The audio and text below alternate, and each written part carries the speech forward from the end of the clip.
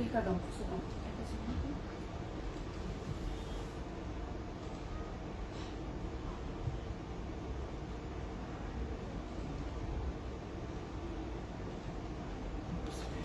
Кайырлы күн, құрметті оқырмандар және көрермендер. Ыбырай Алтынсарин облыстық балалар кітапханасының Жастар креатив драйв жобасы өз жұмысын жалғастыруда.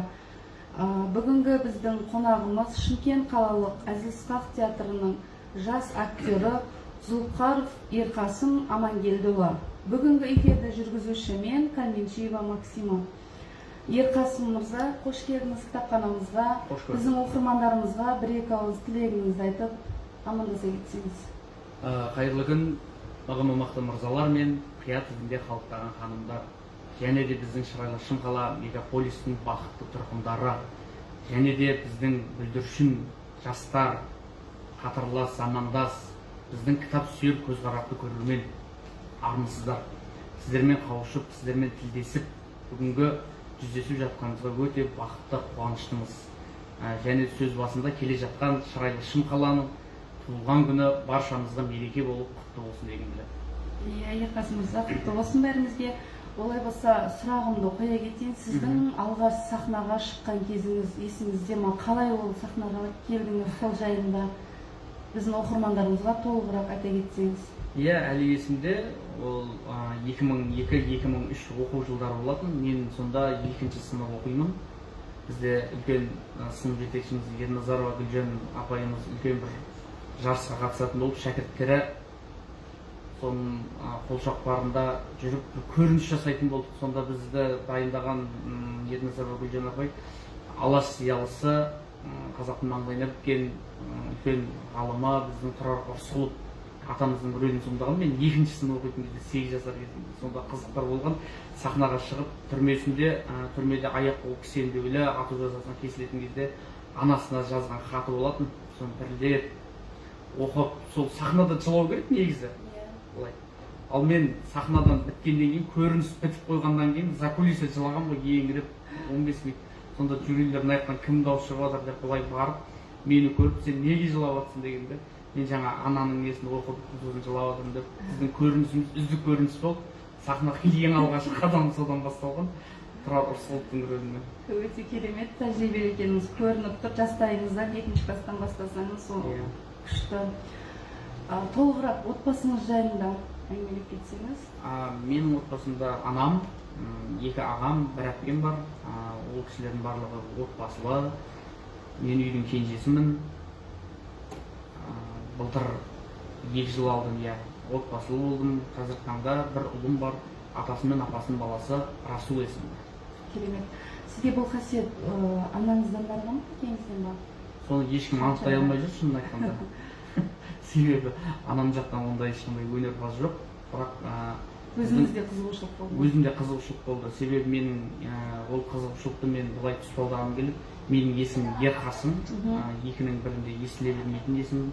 Ол мақтанғаным емес, дегенмен де менің атам, мен өмірге келген кезде отбасында біздің атамыздың шаңырағында қазір таңда ол кісілер тірі, бірақ мен өзім жүздеспедім, естіп жатамын. Сол Өзбекстанда Гагарин селосында үлкен Ерқасым жанұялық ансамбль болған екен. Өте үлкен тамада, өнерпаз, отбасылы ансамбль, қазір бала шағасына дейін сондай өнер қылған жандар екен. Сол кісі біздің үйге келіп, домбырамен өзінің өнерін көрсетіп, жаңағыдай жатқанда мен дүниеге келгем. Содан менің атымды сол кісіге ұқсасын, өнерлі болсын деп Ерқасым деп қойған екен. Дұрыс, Ерқасым мырза, атыңызға затыңыз сай болсын. Енді мен өзім кітапханада істегендіктен сізге кітап жайында сұрақ қоймау мүмкін емес. Ол сіздің алғаш оқыған кітабыңыз жайлы айтсаңыз, және үйде балаларыңызға ерте кітаптар оқып бересіз ба, сол жайында да айта кетсеңіз. Алғаш кітап оқыған енді әліппеден басталады ғой, дегенмен де ал олай қызығушылық жанрында мен тек қана көбінесе поэзия жанрында кітаптарды өте жақсы көремін. Себебі біз 2002-ден бастап, мен 2-ші сыныпта Сегізбаева Гүлзира ұстазымыз жұмат бір өлең берді маған, өте күшті. Соны мен патриоттық қылып, көптеген байқауларда жеңілгендігіне қызығушылығым. Ең алғаш көзге түскен кітабым есімде Мұхтар Шахановтың кітаптарынан басталған. Сондағы Мұхтар Шахановтың үлкен поэмасы үш оқитын кезінде жаттап алған болатын, отырар деген. Содан бір шумақ өлең оқып беруге рұқсат етіңіздер, иә? Иә, оқиды. Мұхтар Шаханов отырар. Даңғын қайда төскөрлеген, 200 мың әскерменен 6 ай бойы отырардың осал тұсын таба алмау, 6 ай бойы отырардың осал тұсын таба алмау, ойы дауыл, сезім аспан, тек жеңіспен көзін ашқан, менің алғыр ұрпағының сүйегіне зор таңба, намысыма сыза түсті, мына сенің арқаңда, деп шыңғысқан Шағатайға оқыды көзін қадады. Осы өкініш мені де өртеп барады, отырардың қақпасына солмау, отырардың маңдайына бетке ала алмау, осы өкініш мені де өртеп барады, деп аяқтайды. Өте ұзақ поэма ғой енді. Өнеріңіз өрге жүрсін. Енді құрметті оқырмандар, сұрақтарыңыз болса қоя отырыңыздар. Бізде бүгін қонақта Әзиз Ысқақ театрының жас актері Ерқасым мырза. Сіздердің қызықты сұрақтарыңызды күтудеміз. Енді мен қазір тағы бір сұрағым бар еді сізге, өзіме қоятын. Өзіңізге қазіргі таңда кімді ұстаз тұтасыз? Енді әрбір ер азаматтың, әрбір баланың өмірге келгеннен кейін көзін ашып көретін ұстазы, мен ойлаймын, ол әрине өзінің Асқар әкесі деп. Менің ең алғашқы өзіме үлгі тұтатын ұстазым Асқар әкем. Одан кейінгі ес біліп кітап оқып, мектеп білімін табалдырығына аттағанда Абай Құнанбаевты ұстаз тұттық. Дегенмен де қазіргі таңда осы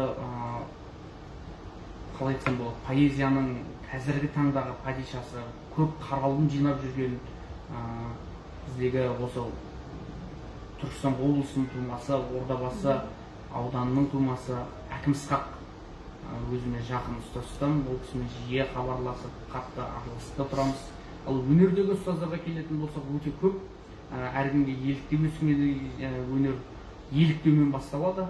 Дегенмен де біз сол үлкен Асанәлі Әшімовке, өзіміздің ұстазымыз, ұлы ұстаз Райымбек Ноғаймайұлы Сейтметовке ұсағымыз келіп өстік, ұстаз тұтты, оның барлығы тұлға әрине. Дегенмен қазіргі таңдағы театрдағы 27 әртіс болатын болса, әрине Уәкең, Жүкең ұстаз тұтып, солардан үлгі алып, қалай орта буындардан ұстаз тұтатын болсам, өзі көріп отыру мүмкін, есту мүмкін, қасынан бір ел болсын тастамайтын менің жанашырым, ағам, Ғалымжан Қаппаров ұстаз тұтым. Толық жауабыңызға рахмет. Енді былтыр елімізде індет жайлаған кезде қалай тығырықтан шықтыңыз, жұмысыңызға кері әсерін тигізді ме, сол жайында да айта кетсеңіз? Енді бұл індет бүкіл қазақ еліндегі кері әсерін тигізді. Ол мүмкін емес, себебі барлық жұмыстарынан тоқтап, қазір таңға дейін әсерін тигізіп жатыр, кері әсерін. Бірақ біздің жұмыс театр болғандықтан, осындай халыққа, көрерменге өз өнерлерін көрсетіп жатқандықтан, тәрбие ошағы болғандықтан біздің жұмыс тоқтатылған жоқ. Себебі біздің жұмыста өздеріңіз білесіндей қазіргі таңдағыдай онлайн форматта жұмыс жасадық. Ол 27 әртісіміз бір айға шашылып, күнделікті бір әртіс бір сағаттық концерт берсін деген. Сондықтан да біз оған өзіміз ізденіп, ана әртістің несін қайталамай, басқаша ән бимен, күймен, спектакльмен, поэзиямен, монологпен деген сияқты концерттер беріп жаттық. Оның өз бағасын берді. Бірақ енді көп іс-шараларда, көп концерттерде, көп байқаулардан шетте қалғанымыз ол белгілі, осы карантиннің кесірі деп білеміз. Керемет. Біздің оқырманнан сұрақ келіп шықты. Қазіргі таңда шәкірт тәрбиелейсіз ба дейді. Жалпы ойыңыз бар ма дейді шәкірт тәрбиелеуге өзіңіздің? Мен шәкірт тәрбиелеуге ойымда жоқ, себебі мен әлі көптеген ұстаздардың шәкірті болу арманым. Өзім біреуге шәкіртпін. Біз әлі жаспыз. Дегенмен де өзіндік өнер жолында орнымыз толықсығаннан кейін өзіміз сияқты жастар мүмкін іздеп келсе бізді үлгі тұтып, міне біздің шәкіртіміз деп мақтанатын шығармыз деп ойлаймын. Құрметті оқырман, толық жауап аламыз деп ойлаймын. Енді мына жерде екінші оқырманымызды Әкім Ысқақ керемет ақын, мағынада ұнайды. Маған да ұнайды да? Маған да ұнайды дейді. Ол кісінің бір өлеңін оқып бере аласыз ба дейді. Иә, әрине Әкім Ысқақтың өлеңін оқып берейін. Дегенмен де біздің жастарға, біздің екі қазақтың басы қосылса, осы өлеңді оқи бергім келеді. Бұның бір қызықты оқиғасы болған, ол өлеңнің. Мен жоғарғы оқу табалдырығында оқып жүргенімде, мектеп табалдырығынан Абайдың жарыстарына көптеген қатысатын, Абай оқулары деген жиі болатын еді ғой. Сонда бізде 7-ші мектепте 9-шы сынып оқитын кезімде үлкен облыстық абай оқулары болды. Бірақ ол жерде маған орын бермеді, неге екенін білмеймін. Мен шындықты айтқам, 15 шақты өлең жатқа білем десем, ал басқа жақтан келген 9 оқитын оқушылар 150 өлеңін, 180 өлеңін жатқа білем дейді. Ал оның барлығы шын мәнінде келмейді ғой ойға.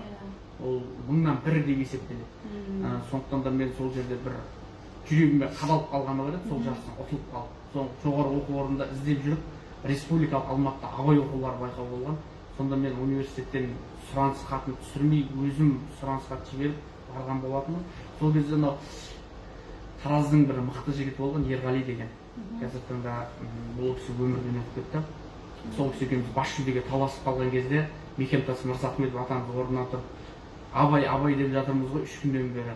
Кәне екеуің тең түсіп жатсыңдар. Осы жерде бір бәйге болсын. Ортаға тастайық. Көрермендер өшшесін халық. Қайсысыңыз жеңімпаз бір поэзиядан оқыңыздар дегенде мен алға суырылып шығып, екі қазақтың бас жиналысы айта бергім келеді, айта бергім қазақтың мақтанышы, барша көші-қон туралы қазақ тілінде заңның авторы, бүкіл оралмандарды қазақ еліне аудартуға бір септігін тигізген, Назарбаевтан кейінгі жыл адамы болған Әкім Ысқақтың қазақтың өлең оқып беруге рұқсат етіңіздер деп бастаған болатын. Түрін көрген тозақтың бастан өткен азап күн, қажымайтын, талмайтын, қайыспайтын қазақпын.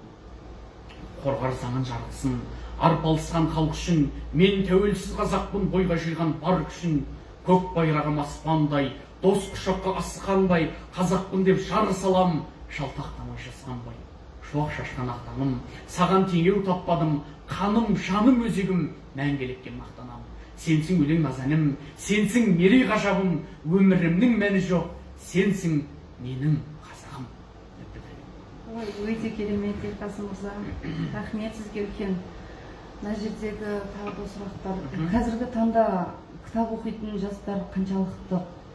Қалай ойлайсыз дейді? Аз ба? Оған жауап берудің өзі қиын, себебі дәл қазіргі заманда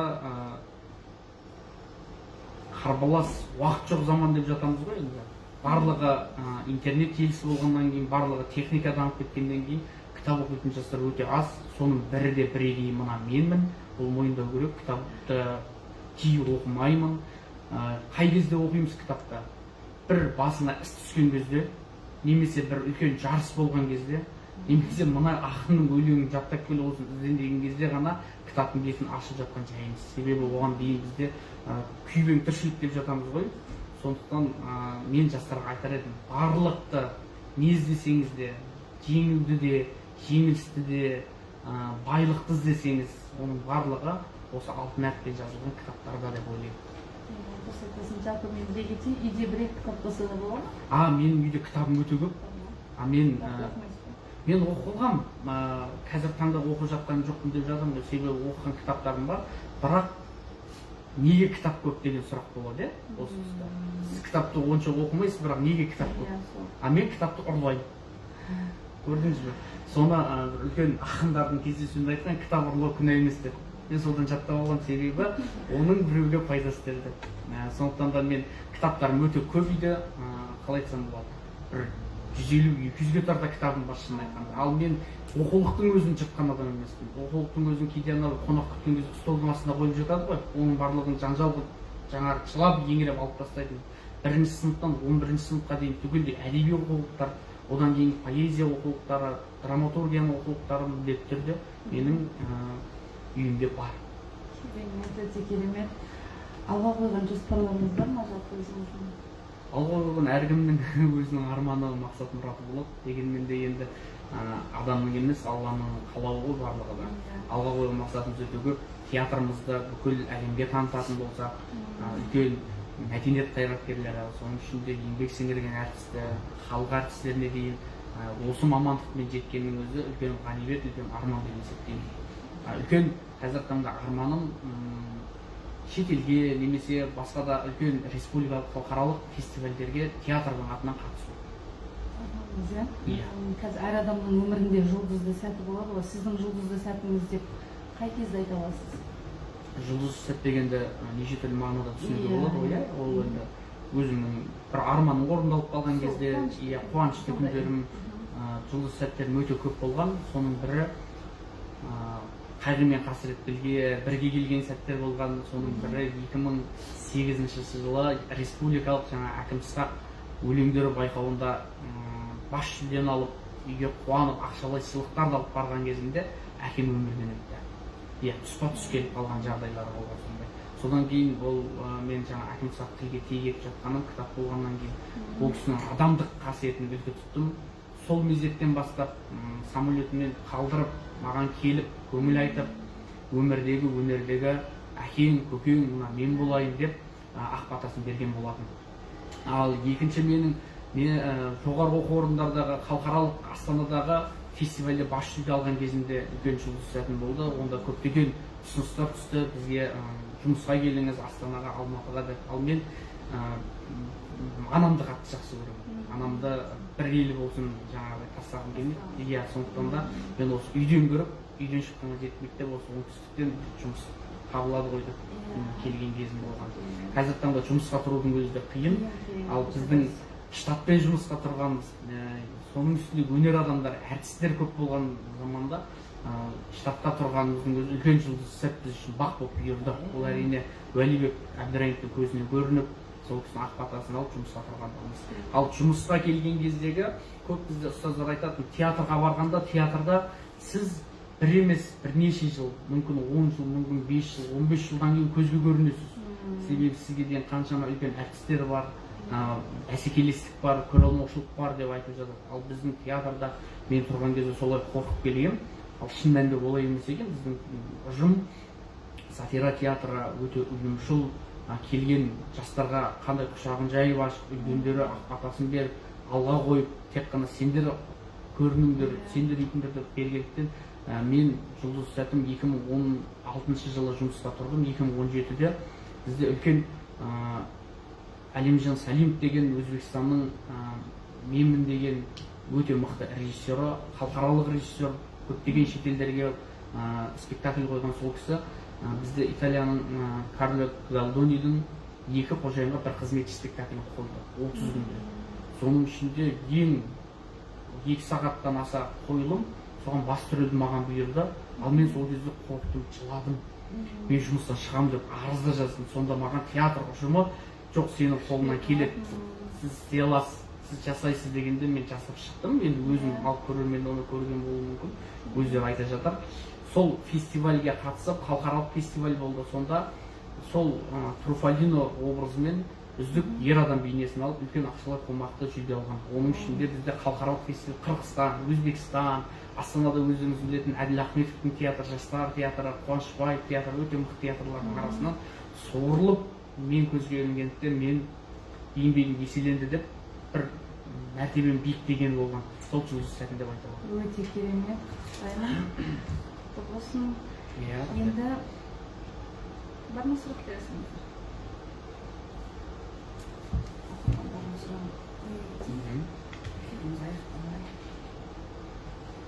Өмірдегі басты қағидаңыз қандай деп кетті?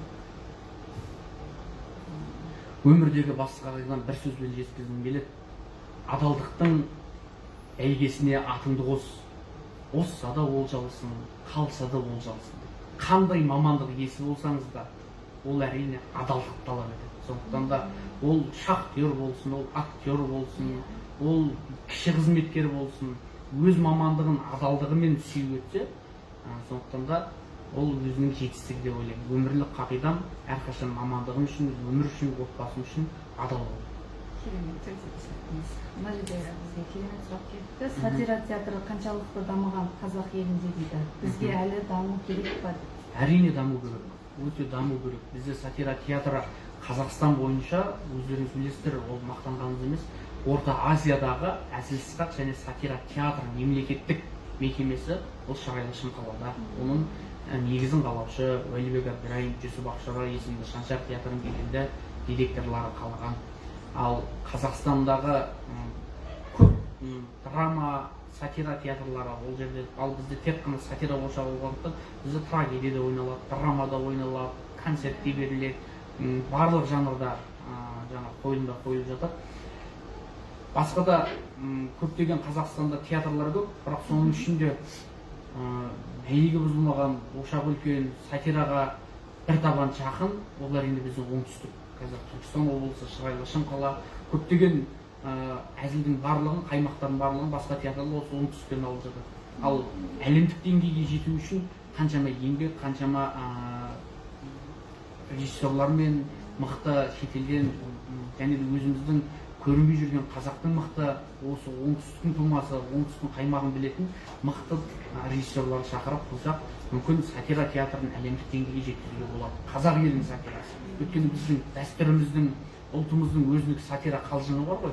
Керек болса біз қазақ мынау жерлеп жатып моланың басында әзіл айтатын халықпыз. Жездесімен жаңа қайнысының әзілдері болып жатыр, иә? Сондықтан да біздің өзіміздің дәстүрімізге сай қазақи қалжыңдарымыз әлемдік деңгейге жетсе, барлығын таңырататын жайымыз бар болады. Рахмет, өте.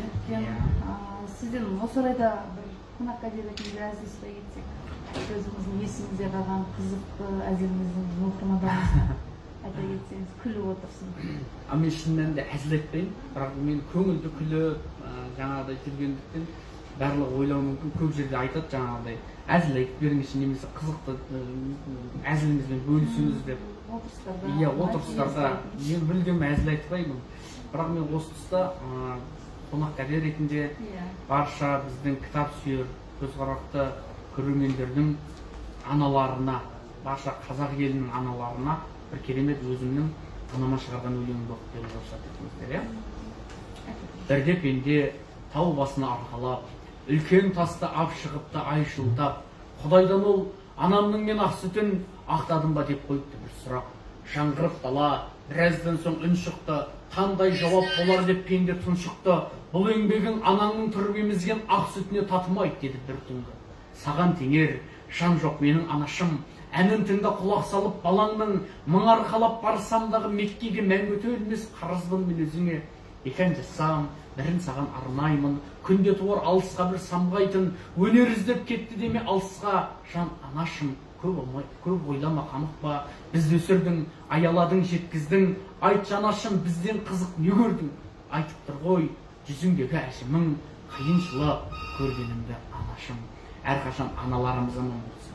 Аналарымыздың барында бағалайық, қастерлейік, қамшының қысқа ғана ғұмыры, жас көрермен, ол әрине сізбен бізге айтылған тиесілі нәрсе. Ананың разылығы, әкенің разылығы, ол Алланың разылығы дейді. Сондықтан да тек қана ата-анамыздың ақ батасын алып жүрейік деген. Иә, өте дұрыс. Аналарымыз аман болсын. Иә. Сіздің де анаңызға сәлем жолдап қойсаңыз да болады. Жұмақтың кілті ананың табан астында дейді ғой. Өте дұрыс айтасыз. Қазіргі таңда карантин кезінде жұмыстарыңыз қалай жүруде дейді? Иә, карантин кезінде дұрыс қой, ол театрға мүмкін театрға жаңағыдай келуді сұрап жатқан шығар, немесе театрда қойылымдарды сұрап жатқан шығар. Өте орынды сұрақтардың бірі. Біздің театрда қазіргі карантин талаптарына сай заңды түрде жұмыс жүріп жатыр, қойылымдар болып жатыр. Келіңіздер, біздің театрымыз үлкен бір 1000 орындық залы бар емес, бізде 200 орындық. Соның ішінде бізде араға шықсақ та 50, 40, 30, 60 адамға дейін көрермендер қабылдап қойылым беріп жатырмыз. Қойылымдарымыз өте қызықты. Қазіргі таңдағы бүгін премьерамыз кешкі 4-те және 7-де болатын. Бізде 3 адам ойнайтын өте Мақсат Айтжановтың режиссерлігімен болып жатқан Күйеуіңізді сатыңызшы атты, атының өзі қызықты комедиясы болып жатыр. Соған келіңіздер деп айтқым келеді. Және де біздің бүлдіршіндерімізге, балаларымызға біздің қазақтың ертегілері, орысша сказка дейміз ғой, сол сияқты ертегілеріміз арнайы сіздерге ұсынылып жатыр. Біз таңғы 9-дан садиктерге барып, балабақшаларға барып, солардың көңілін көтеріп, соларға рахат сезім беріп жатамыз. Ол енді ертегі оқып бергеннен гөрі көз алдында әртүрлі персонажмен ойнап бергеннің өзі бір бөлек қой, есінде қалып жатыр. Сондықтан да сол балабақшадағы балалардың көңілін көтеріп жүрміз. Иә, балалардың қуанғанына не жетсін. Құрметті оқырман, көрермендер, сұрақтарыңыз болса қоя отырыңыздар. Бүгін бізде қонақта Шымкент қалалық Әзиз-Хан театрының жас актері Зұлпхаров Ерқасым Амангелдіұлы. Сіздерден сұрақ күтеміз. Мына жердегі сұрағыңызды айта кетейін. Жалпы сіз өлең жазасыз ба дейді? Өзіңіз. өлең жазғаным өзіңіздің шығармашылығыңыздан бір шумақ өлең оқып беріңізші. Менің шығармашылығымда өлең жоқ. Себебі мен өлең жазам, бірақ оны бір шабыт келген кезде жаңағы анама жазған өлеңім жаңағы менің оқыған. Неге анама жаздым? Себебі мен анам әкем дүниеден өткеннен кейін бізге әкеміздің орнына да, анамыздың орнына да батыл болып, бізге дұрыс тәрбие беріп, ешқандай жаманшылық жасамай, адал еңбекпен тәрбиелегендіктен сол анаға алғыс айтқым келеді деп, сол анама шығарған өлеңім. Ал енді мен ақын емеспін, бірақ ақындардың өлеңін керемет орындап көрерменге жеткізу менің басты міндетім, солай қойған принципім бар екен. Дегенмен де енді мен өлең оқып беріп жатқандықтан ұлы ақын Абай Құнанбаевтың бір өлеңін оқып беруге рұқсат етіңіздер. Ол өлең үзінді. Абай Құнанбаев «Сегіз аяқ». Алыстан сермеп, жүректен тербеп, шымырлап бойға шайылған, қиуадан шауып, қисынын тауып, тағыны жетіп қайырған. Толғауы 90 қызыл тіл, сөйлеймін десең өзің біл, өткірдің жүзі, кестенің бізі өрнегін сендей сала алмас, білгенге маржан, білмеске арзан, нәдендер бақыра қыла алмас. Қиналма бекер тілмен жап, көңілсіз құлақ, ойға олақ, басында ми жоқ, өзінде ой жоқ, күлкісін кердің адамның. Көп айтса көнді, жұрт айтса болды, әдеті надан адамның. Ойда қайрат, ойда көз, болмаған соң айтпа сөз.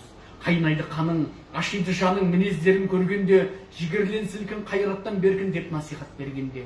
Ұятсыз, арсыз салтынан, қалқып кетер артынан. Аулаққа шықпай, сыбырлап бұқпай, мейірленбес еш сөзге, пайдасыз ақыл, байлаусыз тақыл, атадан балау өзге. Санасыз, ойсыз жар емес, өз ойында ар емес. Тасса өсек, ысқыртса кесек, құмардан әбден шыққаны, көпілдек бақтан табытын қаққан, аңдығаны баққаны. Ынсап, ұят, терең ой, ойлаған жан жоқ шауып қой. Болмасын кекшіл, болсайшы көпшіл, жан аямай кәсіп қыл, орынсыз ыржың, болымсыз қылжың болама дәулет нәсіп. Еңбек қылсаң ерінбей, қояды қарның теленбей, егіннің ебін, сауданың тегін үйреніп ойлап мал ізде. Адал бол бай тап, адам бол мал тап, қуансаң қуан сол кезде. Біріңді қазақ, бірің дос, көрмесең істің бәрі бос. Өте керемет, даусыңыз неткен әдемі. Сіз шәкірт тәрбиелеуге дайын сияқтысыз ғой қазіргі таңда. Білмеймін енді ол шәкірт деп ойлаймын ойламаймын ба. Маған жаңағы 11-ші сынып түлектері университет бітіргеннен кейін көп келіп жатады. Соның бір 3 түлегін грант оқу орнына жаңа өз мамандығыма Түркістан қаласы Қожа Ахмет Яссауи халықаралық қазақ-түрік университетіне осылай 10 күн деп, 20 күн деп дайындап, поэзия, проза, монологтан грант оқу орнына ақшасыз тегін түсірген кездерім болған. Мүмкін олар мені ұстаздар, мен оларды енді замандас болғандықтан шәкірт деп айтудың өзі қиын. Сондықтан да жалпы Ерқасым мырза, сіз өнерден басқа неге қызығасыз? Қызығушылығыңыз бар ма? Спорт түріне ма? Мен мына түріме қарап ешкім спортпен айналысқан деп ойламайтын едім, бірақ мектеп кезінде үлкен республикалық каратедо Шотакан деген каратемен айналысқам. Одан медальдарым да бар. Одан үлкен қызықты оқиғалар болған. Себебі каратеде қатты зақым тисе, оны тигізген адам шығып кетеді ойыннан. Сондықтан қатты зақым тигізбей, тек қана тартып алып жүру керек, жаңағы денеге тигізіп. Ал мен сонда үлкен бір жігітпен шыққам, бойым кішкентай, қайтпайтын болды.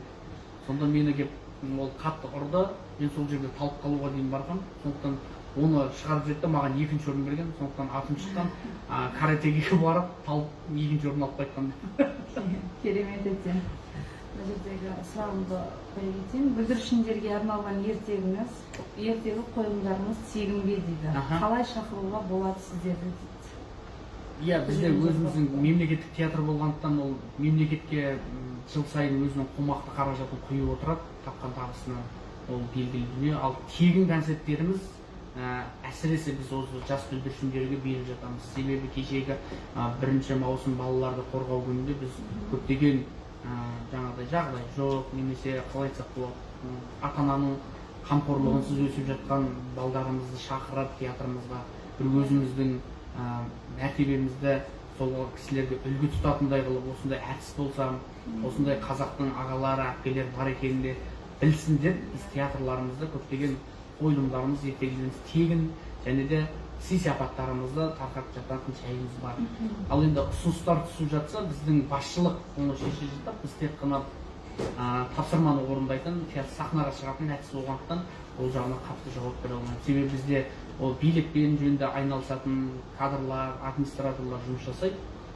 Ал ұсыныс түсіп жатса, сол кісілермен хабарласып, міндетті түрде шақыруға болады. Сол театрға келіп шақырады ғой, қалай Иә, шақыруға болады? театрдан шақырады, немесе біздің театрға сол мекемені түгелдей автобуспен алып келіп апарып тастайды. Сол тиімділік болады, себебі бүлдіршіндеріміз күнделікті далада, балабақшада жүр ғой. Ал оған барғаннан гөрі олар театрға келсе, театрдың аурасына, келген суреттерге қарап, мүмкін сахнаны көріп, сахнадағы келіп тұрса реквизиттарды көріп, көбінесе балабақшаларға біз автобусқа сыймайық деп, мүмкін 2-3-ке бөлініп қойып жатамыз. Сол кезде көптеген реквизитсіз ойнайтын кездеріміз болып жатады да, оны балалар көбінесе түсінбей қалуы мүмкін. Ал енді сахнаның өзінің, мысалы орман десе бізде тек қана 1-2 талдыған алып бара саламыз ғой балабақшаға. Ал сахнада бүкіл орман тұрады, қандай күшті болды. Сондықтан да мен ойлаймын, әрбір кішкентай бүлдіршіндеріңізді, балдарыңызды өнерге, спортқа бейімдеңіздер, беріңіздер дегенмен де өздеріңіз бірінші театрға келіп, театрды тамашалап, одан кейін ұл қыздарыңызға кіріңіздер деп өтініш айтқым келеді. Иә, құрметті көрермен, сұрағыңызға жауап аламыз деген ойдамыз. Балаңызды театрға келіп көрсеңіз, тіпті басқа аурада отырып, балаңыз қызығушылық оянады. Жалпы театрға келіңіздер, күтеміз дейді сіздерді. Мына жерде пікір келіп түсті бізге, керемет сұхбат өтуде, керемет өлеңдер оқып жатырсыз. Тағы да бір өлең оқып берсеңіз. Иә, бір өлең оқып берейін, ұмытпасам айып етпеңіздер. Оқымаймын, жақсы оқиды, біледі екенсіз. Жақсы көретін ақыным бар. Қадыр Мырза Әлі деген қазақтың маңдайына біткен. Сол кісі өнер адамдары деп, соның ішінде өзінің досы, ағасы болған, бауыры болған ұлы ұстаз Райымбек Сейтметов Ноғайбайұлына арнаған бір өлеңі бар. Қазақтан да бүкіл театр әртістеріне арналып, олар өздеріне қолшақпар жүрегінде қалатындай бір өлең. Қадыр Мырза Әлі, актер адам бір басқа. Құдайдың берген мінезін құлыптап ұстап ішінде, ұмытуға керек ол өзін өзге адам болу ішінде. Гамлет боп та ойлайды, жететіп жұқа жүйкені, Яго боп та ойнайды өзінен өзі жүйкеніп. Әр үрелезі бір сабақ қояды кейде жындетіп, күлкісі келіп тұрса да біреу боп жылау міндеті. Бір фальш көрсе бетінен қояды ел сезіп табанда, адамның бәрі шетінен әлтіс боп кеткен заманда.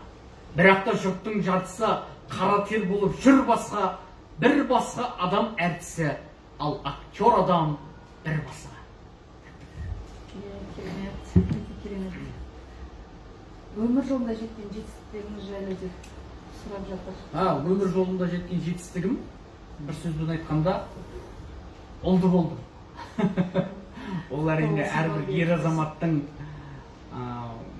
өмір жолында жетістігі деп білем. Себебі біз сол ұлымыз үшін, болашақ ұрпағымыз үшін бір ер азаматтың міндеті өмірлік.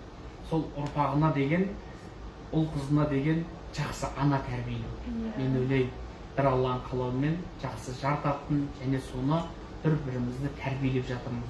Себебі біз бір-бірімізді тәрбиелесек, ұрпағымыз бізге қарап өседі. Сондықтан да әрбір ер азаматтың болашақ ұл қыздарының алдындағы басты міндеті, парызы оған жақсы ана дайындап беру. Өмірлік жеткен жетістігім, Аллаға шүкір, бір ұлым бар. Керемет, құтты болсын, бауы берік болсын. Мына жерде пікір де келіп түсті. Жалынды жас екенсіз дейді. Сатира саңлақтарынан кімді өзіңізге үлгі тұтасыз деп тағы сұрақ келіп Иә, сатира саңлақтарынан кімді үлгі тұтасыз өте көп. Енді қосылған сатира саңлақтары деп Осуахан Әубәкіровті айтуға болады. Қандай мықты сатирик болған. Және де өзіміздің үлгі тұтып, осы оңтүстіктен шыққан, біздің школамызда ең бірінші түлек болған Алдараспан театрының директоры Нұржан Төлендей, сол оқу ордасының бірінші Алдараспандағы жігіттер, және де осында Шырайлы Шымқаладағы үлкен фестивальдерге қатысып, көзге көрініп, сол кісілердің ақ батасын алған менің үлгі тұтатын ұстаздарым Уәлибек Әбдірайымов, Жүсіп Ақшұра, Нұржан Құлшынбаев, Ғалымжан Қаппаров, және де мықты актер, жан-жақты, сегіз қырлы, бір сырлы Ғалымжан Қалбаев деген қазіргі таңда мегаполистің маңдайына біткен әртісі болып жүр ғой. Сол кісілерді өзіме үлгі тұтамын. Өте керемет.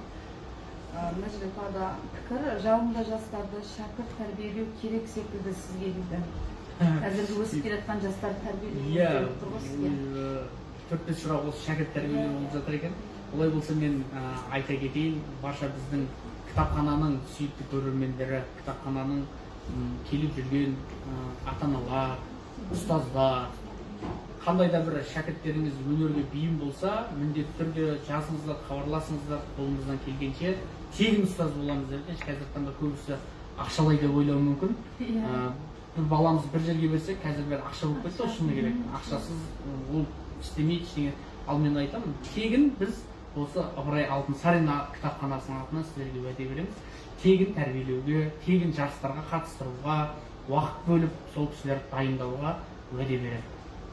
Құрметті көрермендер, құлақтарыңызға алтын сырға деп айтсақ та болады. Біздің Ерқасым мырзамен хабарласып, өздеріңіздің балаларыңызды тәрбиелеуге берсеңіздер болады. Енді мына жерде көңілді тапқырлар жайдарманы мен сатираның айырмашылығы неде деп сұрақ келіпті. Айырмашылығы аспан мен жердей. Себебі біз студент кезде мектеп табалдырығында сатираның не екенін түсінбей, тек қана КВН ойнағанбыз. Иә, мен де жайдарман ойнадым. Жоғары оқу орнында жайдарманның тренер лигасында ойнадым, есенелегенде. Жәке командасында және де ХГТУ тарихы командасында Астанаға бір емес бірнеше жыл қатарынан барған болатынбыз. Ал сонда біздің ұстаздарымыз неге сол кезде бізді шығарғысы келмейді? Ал біз жаспыз, Астана көргіміз келеді. Неге біз Қазақстан ұлттық арнасынан шыққымыз келмейді, шығамыз, үлкен сахна ғой деп өзімізше басқа түсінікпен жүрген екенбіз. Сонда ұстаздарымыз бізге қарсы болатын. КВН это халтурщик. Ал сен сахнаның адамысың. Сен ол драматургия мен жеңіл әзілдің үлкен айырмашылығы бар. Сіздер соны дұрыс түсініңіздер. Сіз қазір КВН ойнап жатсаңыз, ертеңгі күні өз мамандығыңыз дұрыс алып кете алмайсыз деп айтып жататын. Бірақ біз енді екі жақты қоса алғандықтан шүкір деп айтайық, театр әртісі болып жүрміз ғой. Ал шын мәнінде сатира деген үлкен жанр, үлкен. Ол енді комедия соның ішінде. Ал драманы ойнау өте оңай біз үшін. Драмада өтірік мысалға қайғы қасіреттер болсын, бір махаббат болсын, бір басқа болсын, онда ауыртпашылығы бар шығар. Ал комедияның алдында ол жеңілдек. Ал комедия деген сонша халықты өзінің әзіліне өзін күлдіріп, мысалға сол жердегі аураны 1 сағат 10 минут, 1 сағат 30 минут тапжылтпай күлдіріп отырудың өзі үлкен өнер. Себебі комедияда бірден күлдіріп, бірден мұңайта алмайсың, тек қана күлкі жанрында жұмыс жасау өте ауыр. Сондықтан біздің ұстаздарымыз әлі айтып жатады, сіздер мықтысыздар, сіздер Орта Азиядағы теңдесі жоқ театрдың бірісіздер, соған жұмыс жасап жатқандарыңызға алғыс айтыңыздар деп. Сондықтан біз соларға алғыс айтамыз, сатира жанрында жұмыс жасап жатқанымызға. Жұмыстарыңыздың жемісін көріңіздер. Қазіргі бізде елімізде болып жатқан той жиындар бар ғой, соған көңіліңіз тола ма дейді. Ол жерге барып не қоясыз деген сұрақтар да кетті. Біздің қазақтың тойына қойылым болмайды ғой, қазақтың тойының өзі қойылым ғой. Иә, қазақтың тойының өзі қойылым. Тойға кірсеңіз, кәдімгі қанша 100 болсын, 200 болсын, 500 болсын халықты көрсеңіз, әрқайсысының өзінің образы бар. Тойдың ортасында бітсе, соңына қарай мүлдем образы күші аша түседі. Біреу мұңайып жатады, біреу комедия құрып жатады. Ол белгілі. Ал қазақтың тойы дегенде біздің Шырайлы Шымқаланың тойына жетпейді. Себебі мен осы өнер адамы болғандықтан, осы әртістікті бітіргендіктен бізде әртістің айлығы өте аз. Ол бүкіл қазақ елі біледі. Сондықтан да біз жан-жақты материалдық жағымызды дұрыс жасау үшін, өмір сүру үшін деп айтайыншы, тойға шықтық. Тамадалық қызметпен айналысамын. 7 жылдан бері студент кезінде тойға шығып кеткен, ұстаздарымның айтқанын тыңдамай, стипендия кейде ала алмай, кейде алып жүрген кезде де ақша керек болды. Қазіргі таңда мен ойлаймын, Алматы, Астанада да болдым, Ақтауда да болдым, Атырауда да болдым, бірақ біздің Шырайлы Шымқаланың тойына жетпейді. Себебі бізде барлығы өзіміздің менталитетке сай. Себебі біздің дәстүрімізден бір елі аттамағанбыз. Қазақтың тойы, мысалға айтайын, 12 десе 3-те басталады. Қандай күшті тойы? Мысалға да кешіп келгеннің өзі біздің комедия. Сондықтан сол тойға келген әрбір келген қонақтардың образынан біз солардан үлгі алып, сахнаға біз бейімдеп жатамыз. Көрдіңіз бе? Сондықтан да қазақтың тойы ерекше. Мына жерде жаңа Керемет, қалай қайда барамыз деген сұрақ кетті да. Бұл сұрақ жаңағы біздің шәкіртімізді тәрбиелейтін кезде, соны қай жерге барып хабарласамыз деген. Ол өте оңай. Бірінші адресті егер де таппай жатсаңыздар, осы кітапханадан сұраңыздар. Осы кітапхана сіздерге менің телефон нөмірімді, адресімді беріп жатыр. Ал егер де өзіме тікелей хабарласатын болсаңыздар, Шымкент қалалық Әзіл-Сықақ және Сатира театрына келіп, Ерқасым деп айқайласаңыздар, мен сол жерден шығамын. Құрметті Ерқасым мырза, біз эфирімізді аяқтай келе, біздің кітапханашыларымыз сізге кішігірім осы үйден құр шықпа деп күнтізбелеп өтті. Рұқсат етсеңіз. Ой, бәрекелді. Рахмет. Табыстайын. Екеуміздің 2021 күнтізбесі. Әрине күнтізбе ерекше ғой. Себебі өміріңді жоспарлап жатасың. Ал біз мынау жұмыс барысымен тойды бірге қатар алып жүргендіктен, мен ойлаймын кейде анау клиенттер бізге хабарласып жатқан кезде, мен бүкіл бір жылдық календар жаттап аламын, айта беріңіз деймін. Ол кісілер айтады да, мына той субботаға келе ма, немесе жексенбіге келе ма дейді. Мен айтамын да, жұмаға келіп тұр екен деп. Сіз қайдан білесіз? Мен бүкіл бір жылдық календар жаттап алғанмын. Енді осы күнтізбеге де хабарласыңыздар. Иә, міндетті түрде бұл өміріміздің айнасы. Осы қазіргі заман талабында күнделікті жоспар құрып, сағат, минутпен есептеп жүретін заман болғандықтан күнтізбеге алғыс айтамын сіздерге. Әрқашан еңбектеріңіздің жемісін көріңіздер, көрермендеріңіз біздің қазақтың керемет маңдай алды бүлдіршіндеріміз, біз сияқты жастарымыз кітапханаға көптеп жиі келсін деп айтқым келеді. Иә, сізге де шығармашылық табыстар тілейміз. Әрқашан биік белестерден көріне беріңіз. Шаршамаңыз, жұмысыңыз алға баса берсін. Аумин, рахмет. Біздің шаңырағымызға келіп эфир жүргізгеніңізге үлкен рахмет сізге. Сіздерге де рахмет, шақырғандарыңызға, театрдың әртісі екенін білдіріп, осындай көрінбей жүрген жастарды көрерменмен таныстырып жатқандарыңызға, сіздерге де театр басшылығының атынан және де өзімнің атымнан ерекше алғыс білдіремін. Сізге рахмет. Құрметті көрермендер, оқырмандар, біз сіздермен қоштаспаймыз. Келесі кездескенше дейміз. Қош сау болыңыздар.